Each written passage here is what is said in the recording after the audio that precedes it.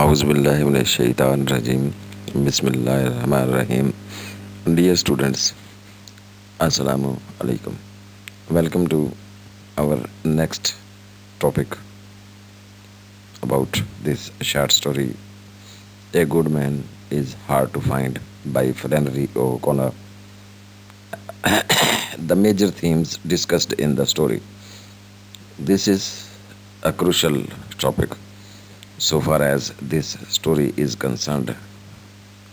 We will limit ourselves to this story only. Otherwise, she has surely depicted some of other themes in some of her other stories. But we will have to discuss this topic in the light of this short story only, please. So let's have the start for today's discussion. Dear students, after going through a brief summary and synopsis of this short story, we are now well aware that this short story, A Good Man is Hard to Find, is a story about crime. A crime committed by a professional killer who accidentally comes across a family touring to some family resort for a vacation or a holiday to be spent with the family. Unfortunately, the scenario presented here is all gloomy and murky and represents the gloomy and murky atmosphere of the American society at large.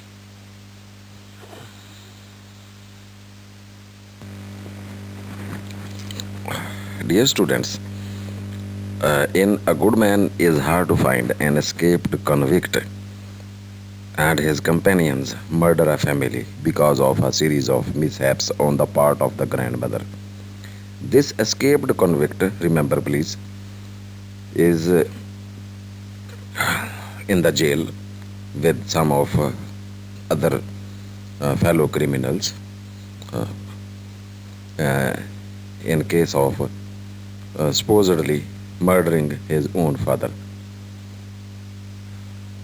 Thinking that an old house is in Georgia rather than Tennessee, she insists, she refers to the grandmother, that her son Belly take a detour that leads them to their deaths. She blurts out the identity of the murderer so that he has no other choice but to murder them all on the spot.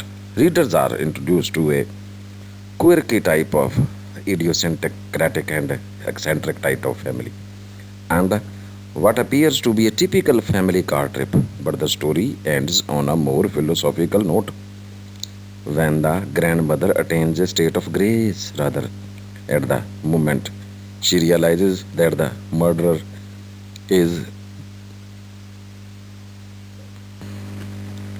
one of her own children. Dear students, Flannery O'Connor has touched upon many themes in this short story. The very first theme we come across here is the theme of prejudice, snobbery, and tolerance.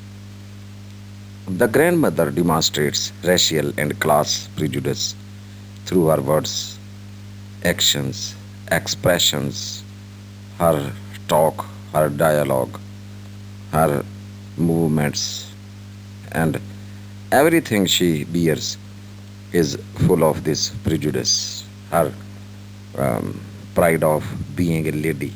She is vain and selfish, and she believes that good character is a result of coming from good people, an important concept in O'Connor's fiction. When she sees an African American child without any clothes, she exclaims, "Oh, look at the cute little pickaninny." She continues, "Wouldn't that make a picture now?" This is all ironic. She satirizes, she uses harsh words like this one. When her granddaughter comments on the child's lack of clothes, the grandmother says, he probably didn't have any. Little niggers in the country don't have things like we do. This is the pride. This is the prejudice she just bears within herself, believing that she came from a good family, noble family, and from a time when people did right things only. The past was the glorious one. The grandmother possesses a false sense of self-righteousness. This is the point that the writer wishes to convey to us. She is a victim of self-righteousness, and it leads to a false pride, a false prejudice against others. She is therefore judgmental in her outlook due to her snobbery, due to her snobbish behavior, due to her ultra pride that is just has caused ultra ego in her personality. Rather, she is a hollow fellow, hollow being who is caught up in the trap of self righteousness, misleading conceptions, misleading concept of being right. ये जो तस्वर है ना बेटे rightness का उसके जहन में बैठा हुआ कि गुड पीपल जो थे वो माजी में गुड हुआ करते थे, अब ख़त्म हो गए हैं, ये नहीं है। तो माजी की कन्वेंशंस, माजी की रवायात, माजी की कदरें, they were good, but no at the present there are no good people any more.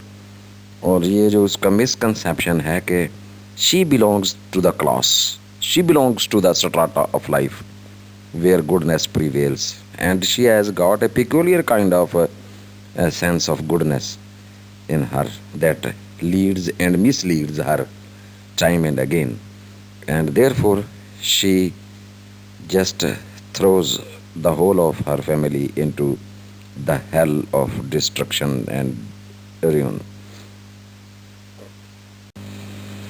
Then again, my dear students, when we see her talking to Red Sammy, the restaurant owner, that she believes that the United States problems can be blamed on Europe. She says, the way Europe acted, you would think we were made of money. In her ignorance of others' lifestyles and points of views, the grandmother is one of O'Connor's numerous characters who flaunt their prejudice. Early in her encounter with the Misfit, she tries to flatter him, telling him that he doesn't look common and therefore could not be a bad person at all, although he is actually a bad man. A lifetime of prejudicial attitudes is erased, however, at the end of the story when she realizes her helplessness and the fact that discriminatory views such as hers are related to monstrous behavior like the misfits. This moment is encapsulated in her epiphany. Why you are on one of my babies, you are one of my own children. This is the epiphany, this is the self realization that she achieves, but to no avail in the end when death is mocking at her face. Death is there to salute her due to her own snobbish behavior, due to her self righteousness. This self realization, self revelation is to no avail now. She has to face the tragic death.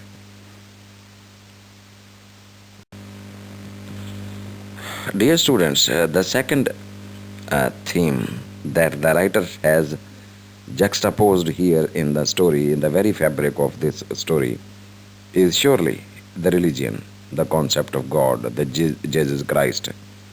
And this is a special Orthodox Catholic religion, a religious thought that she infuses into her writing. Most of O'Connor's fiction involves God and religion in some way or the other. She created characters and put them in situations which convey her message that human beings are trapped in their selfish petty worlds and often overlook opportunities for understanding and correction and connection. They miss out on love. Central to O'Connor's theology is the idea of grace, that God's love and forgiveness are available to everyone in everyday life. Some have defined grace in O'Connor's fiction as the moment in a human being's life when a power from the outside intervenes in a situation.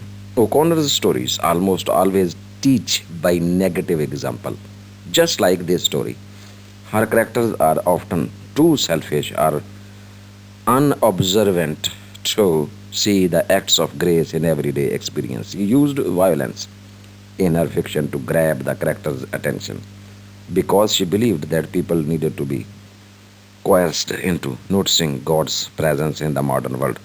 She shocked readers into understanding that people cannot survive alone in the world.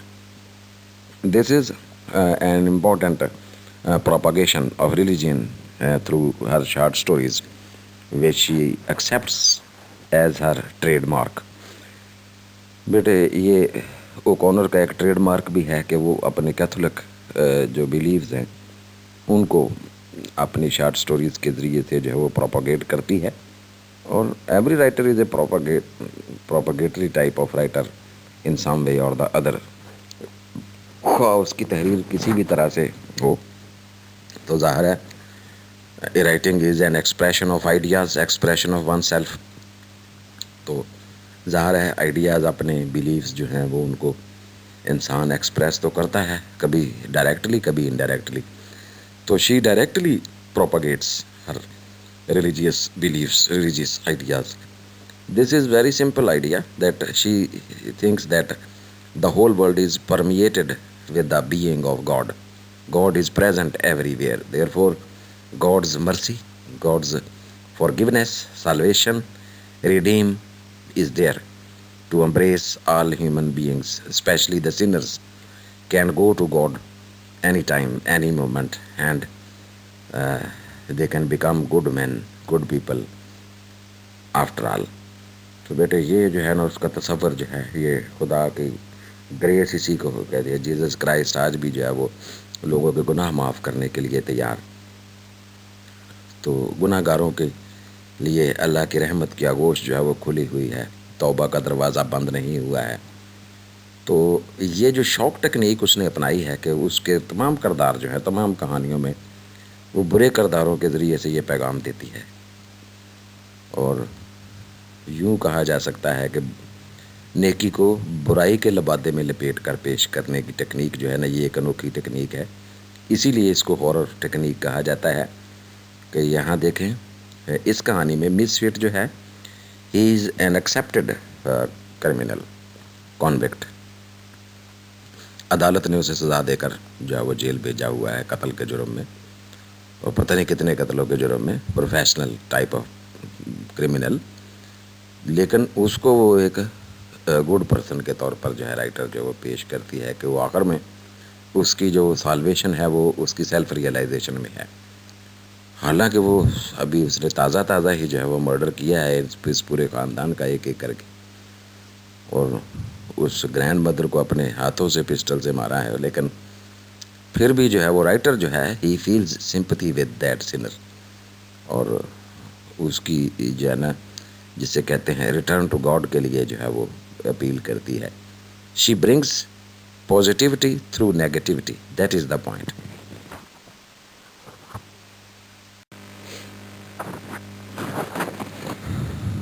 अज़ीज़ तलबा व तालिबात देखिए बेटे इस तस्वर को मज़ीद वाज़े करने के लिए हमें ये बड़ी आसानी से समझने की ज़रूरत है बहुत आसान कॉन्सेप्ट है कोई इतना मुश्किल नहीं है देखें कैथोलिक्स के यहाँ बेटे ये जो कन्फेशन का है सैक्रेमेंट वो एक बेहद अहम रोल प्ले करता है तो ये असल में उसी की तरफ ये इसका इशारा है कि अगर हम अल्लाह के हजूर जो है वो अपने गुनाहों को जो है वो कन्फेस कर लें तो we are salvaged we are safe we are purified ये उसका नज़रिया है she said that grace is simply a concern with the human reaction to that which instant by instant, gives life to the soul. It is a concern with the realization that breeds charity, and with the charity that breeds action. Charity in this context is a synonym for love. Certainly, readers have noticed the absence of love in O'Connor's fiction. In A Good Man is hard to find. All of the characters, most obviously the grandmother, are concerned only with their own wants and desires, demands. There is no real connection or love between them until they encounter the Misfit and his gang of murderers. When the grandmother exclaims at the end, "You are one of my children," she makes the first statement of the connection in the story. At this point, she receives grace as she understands her place in humanity. All are sinners in O'Connor's fiction, but all are capable of being saved at the end through God's grace.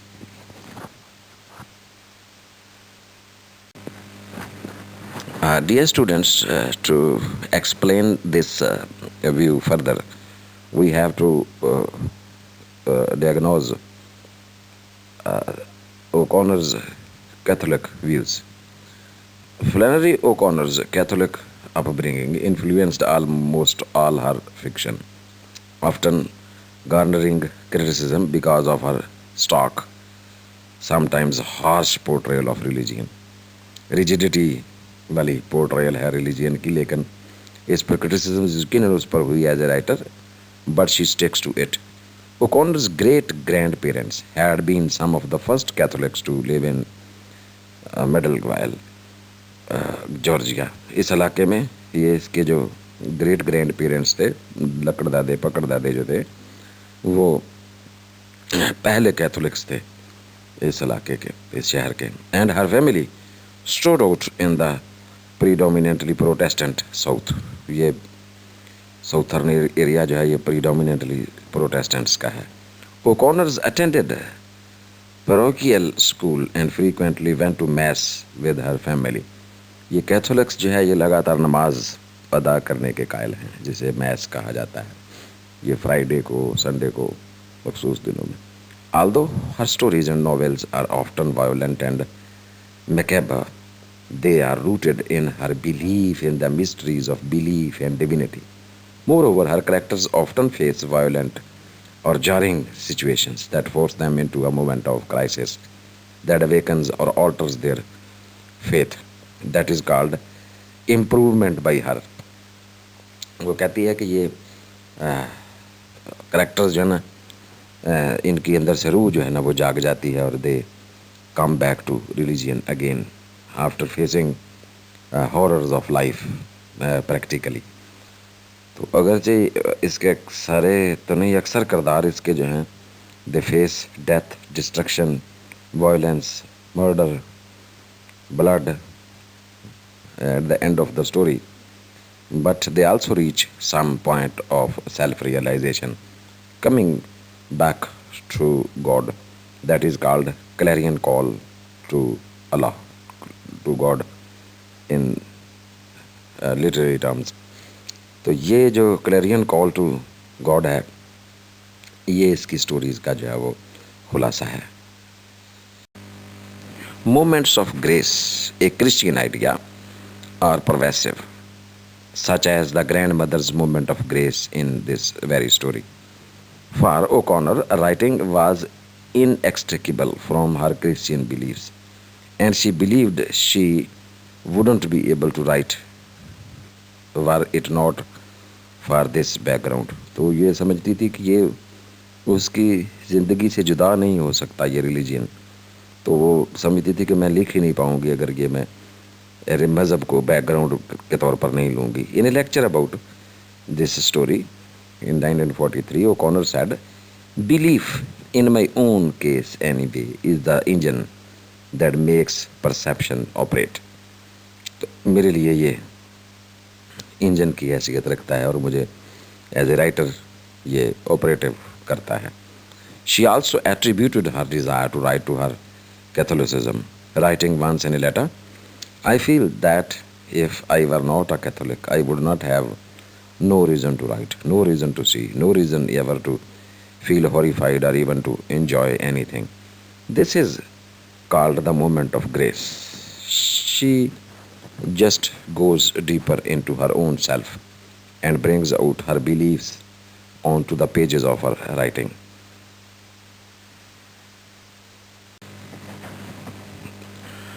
Dear students, that is why we find this theme of grace ever overwhelmingly taken over this short story. O'Connor utilized the dark and morose in her writing to reveal beauty and grace.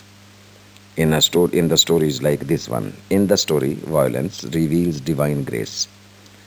The divine grace or God's unmerited favor is a concept fundamental to man's salvation in Christian theology. Christians believe the imperfect can be reborn spiritually. This is spiritual resurrection. People can be saved by grace of Allah through Jesus Christ.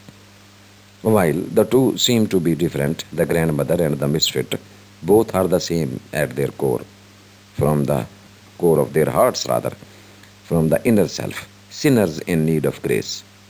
Abby Harris says in her short article, the misfit is blatantly sinful and enraged at the concept of God's grace, and the grandma masks her sinfulness with respectability and chooses to treat God as something that she can accept or ignore depending on her situation. Both are hypocrites. One is one is hiding her uh, sinfulness under the garb of being a lady, and the second is hiding his sinfulness, the misfit, under the garb of being a brave killer, although he is inwardly, again, just like this grandma, a sinful fellow.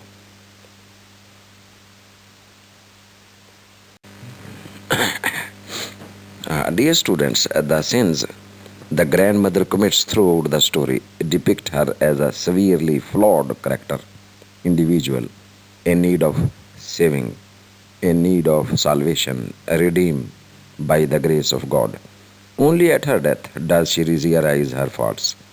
After he shoots her, the misfit shoots her. The misfit claims she would have been a good woman if it had been somebody there to shoot her every minute of her life. O'Connor includes this line because she is not trying to convey the message that if someone has a traumatic experience, their life will be changed. She instead conveys a message of the sinful nature of humans.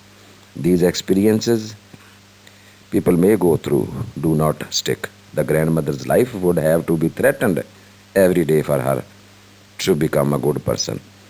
इसको कहा जा सकता है कि तजर्बा जो है, अगर उसे ज़िंदगी के तल्ख तजर्बात का सामना करती तो अब तक अपने आप को रेक्टिफाई करने में कामयाब हो जाती, गोया गॉड्स ग्रेस पहले उसको हासिल हो जाती, but she is unfortunate enough that she has not attained this state of God's grace, this state of salvation and redeem.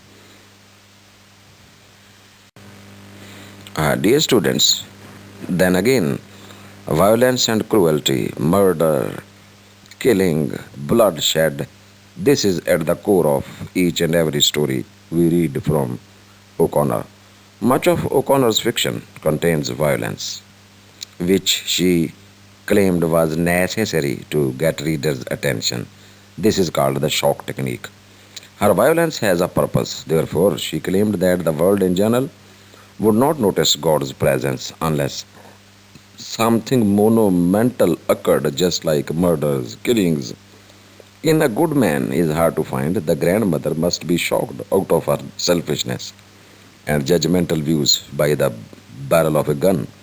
Only when her entire family is murdered, killed brutally, within earshot of her, and when she faces her own death, does she make a real connection with another human being, and surely the real connection to God. She says to the misfit, "You are one of my own children," and recognizes her own mortality, her own sinfulness, and her relationship to other children of God. O'Connors believed that God's grace often came into people's lives precisely when they are not looking for it, यकदम आती है ये अल्लाह की grace जो है, अल्लाह की रहमत जो है.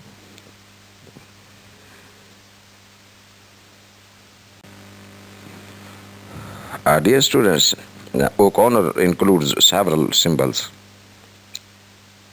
metaphors, similes. In a good man is hard to find. For example, skies and weather are always symbolic to O'Connor, and she often uses such descriptions to reveal a character's state of mind, inner self, that is.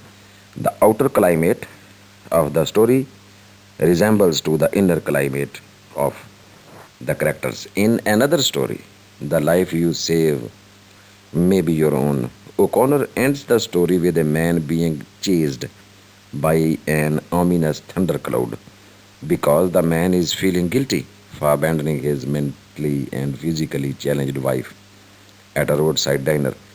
In A Good Man is Hard to Find, the sky at the end of the story is cloudless and clear, indicating that the grandmother has died with a clear vision of her place in the world at large. And that is the case with the Misfit as well.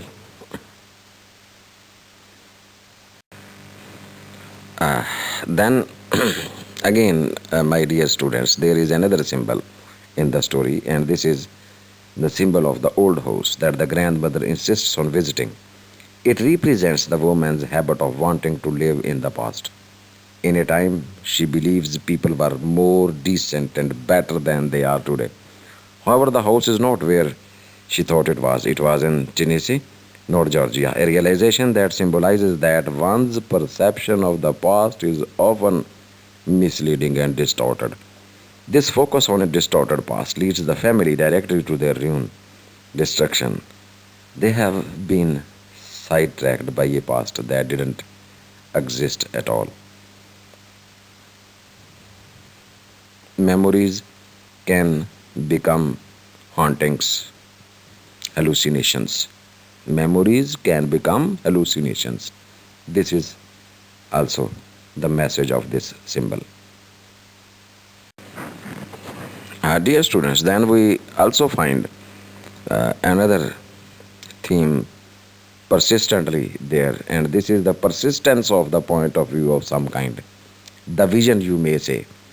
She propagates that everybody, every character, every individual should have a vision, a point of view to stick to.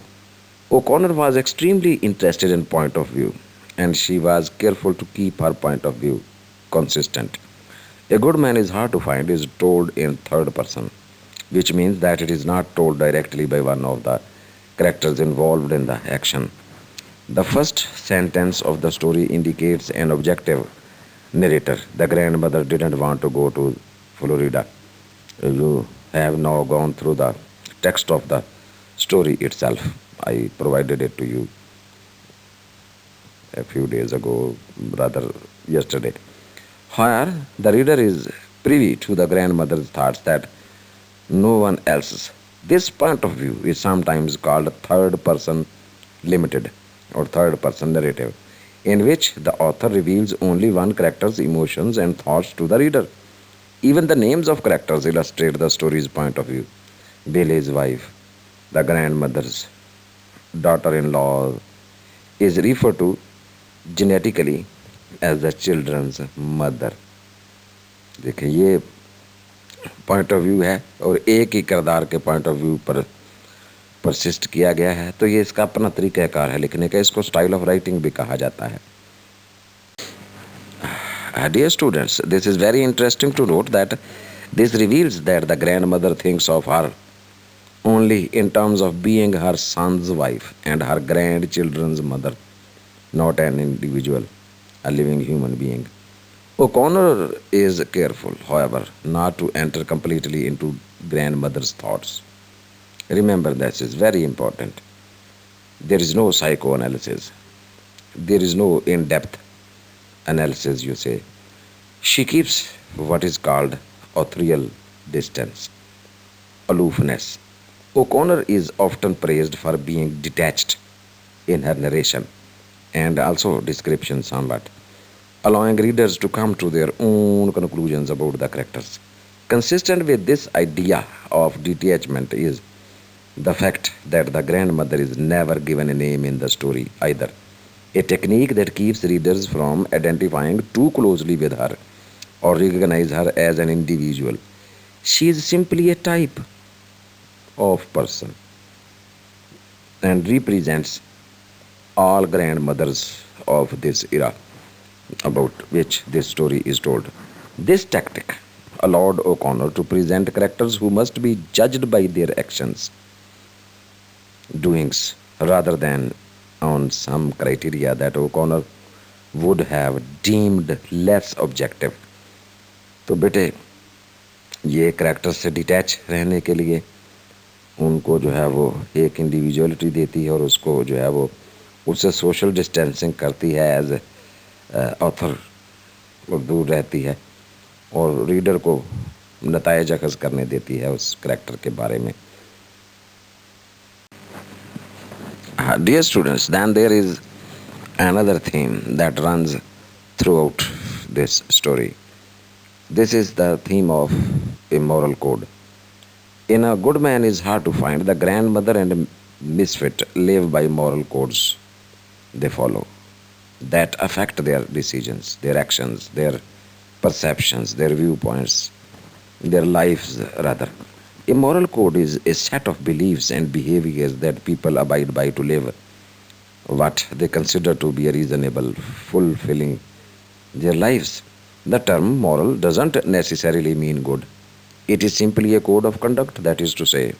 And this is the viewpoint O'Connor conveys to us that moral code means simply a code of conduct, while the righteousness of a person's morals is entirely subjective. Although at first glance the misfit's code seems to be misguided, rather derided, it is actually the grandmother's code that proves to be flimsy, wrong, and inconsistent.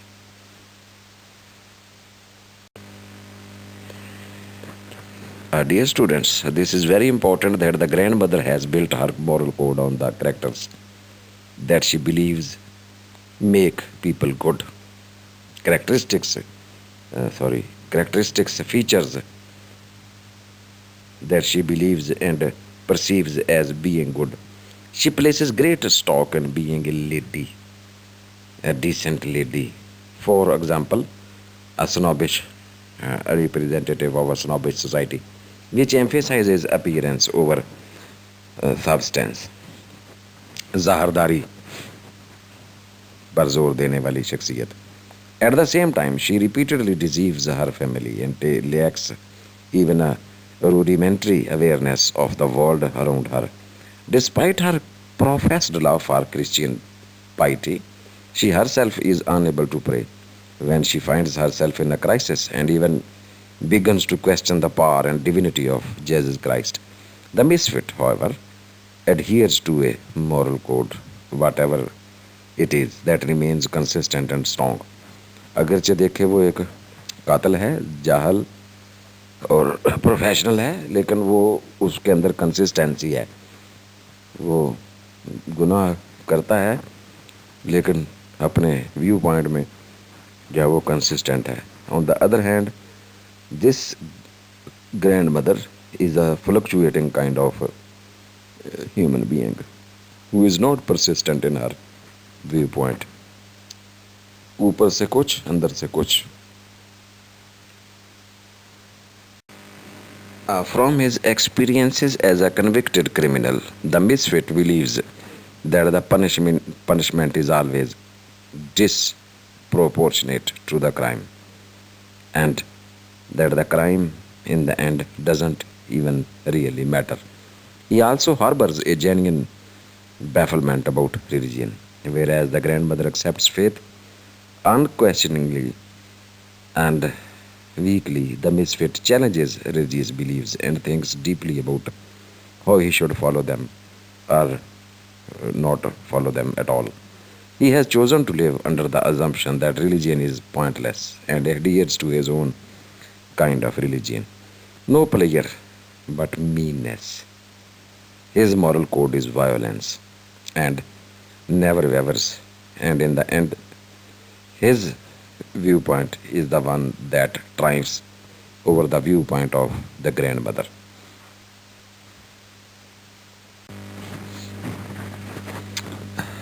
Dear students, then we face a very elusive definition of a good man that is very ironically presented here uh, in this very story. The grandmother applies the label good indiscriminately, blurring the definition of a good man until the label loses its meaning altogether. She first applies it to Red Sammy after he angrily complains of the general untrustworthiness of the people of the present age. He asks her why he let two strangers charge their gasoline. He's obviously been swindled.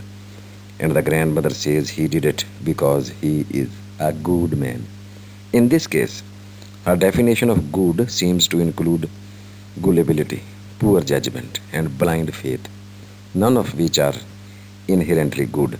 She next applies the label good to the misfit, the criminal as well, and herself. She thinks and perceives herself to be a good woman, although she proves to be a hollow, hypocrite, judgmental woman in the end.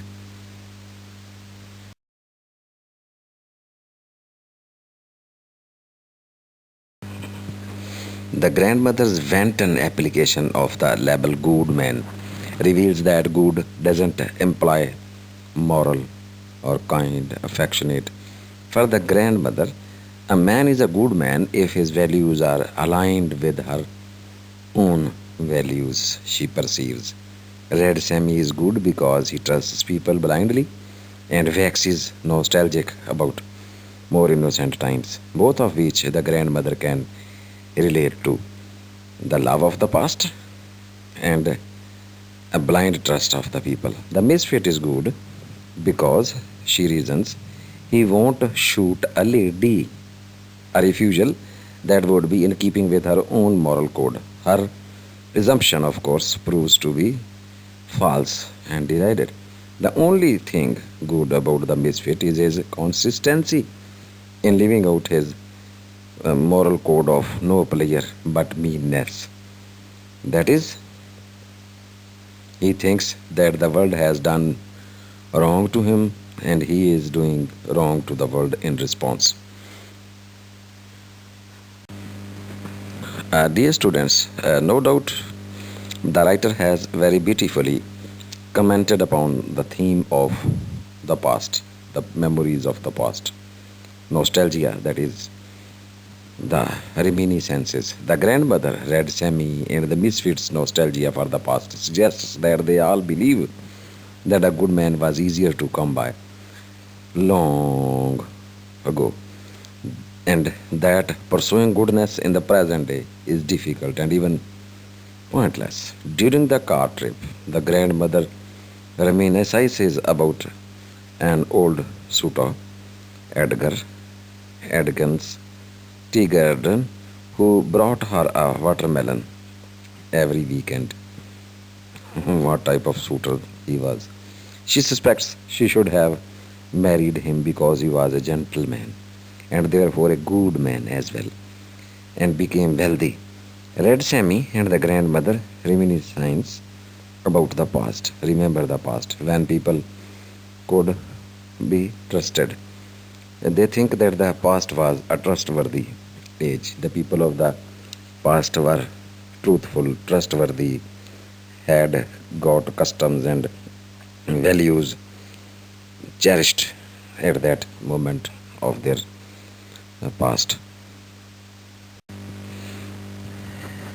Red Sammy says outrightly that a good man is hard to find, considering himself gullible and foolish to be one of this dying breed, rather. Even the misfit remembers things his father said and did, as well as the unfairness of his punishment for crimes that he can't remember committing. According to these characters, the present is rife with ambiguity and unhappiness, uneasiness, untrustworthiness, and things were much different long ago in a way. This belief allows them to stop short of deeply exploring their own potential for goodness because they have convinced themselves that the world is not conducive to it, that is, goodness itself, that the present world is all vice, bad, wrong, corrupt, therefore, there is no place for goodness in it. And if we just analyze the whole concept of this goodness presented by O'Connor, there is ironic presentation of goodness to be found in comparative uh, analysis of both these main characters, the misfit and the grandmother. Uh, it has been dealt in the other critical question where we have discussed both these characters uh, exclusively. Here, there is only a hint about this comparative study, please. Dear students, at the last discussion point, we may say that there is a kind of foreshadowing, the prediction, the, the hint of the upcoming events that permeates this story from the very beginning. ये बेटे एक ख़ास तरह की जो है वो prediction about future जो है वो यहाँ कि आगे क्या होने वाला है वो खौफ की फ़ज़ा बना के शॉक टेक्निक के ज़रिए से राइटर ने जो है फोर शेडोइंग के ज़रिए से अपनी कहानी को आगे बढ़ाया है और हमें ये एक ख़ास टेक्निक के ज़रिए ये थीम को भी, इसको फोर शेडोइंग को भी एक थीम के तौर पर जो है वो प्रेजेंट किया है. Instances of four shadowing an indication of future events occur several times in this story. In the first paragraph of the story, O'Connor introduces the misfit, the murderer who eventually kills the family. Similarly, as the family prepares to embark on their vacation, the grandmother plans her outfit with an eye toward tragedy rather. उसका वो cap को इस तरह से लेना रैकेश अंदाज में कि जब मैं मरूं तो लोग समझें कि मैं एक लेडी हूँ. Dressed in A polka dot dress trimmed with organdy and decorated by a spray of violets. Anyone seeing her dead on the highway would know at once that she was a lady. These are the exact words she utters in the story. Later, as the family drives through the countryside, they pass a cotton field with 5 or 6 graves fenced in the middle of it. This is also the foreshadowing of the coming events, a hint of approaching deaths for the 6 occupants of the car. Finally, as the misfit and his gang approach, their car is described as a big, battered, hearse-like automobile, a further indication that death will figure into the story. And this theme of foreshadowing has been very beautifully, masterfully integrated into the very storyline of this short story. Thank you very much, dear students, for participating in today's discussion. See you soon in the next session. Till then, it is Allah Hafiz and goodbye from my side. Thank you very much again.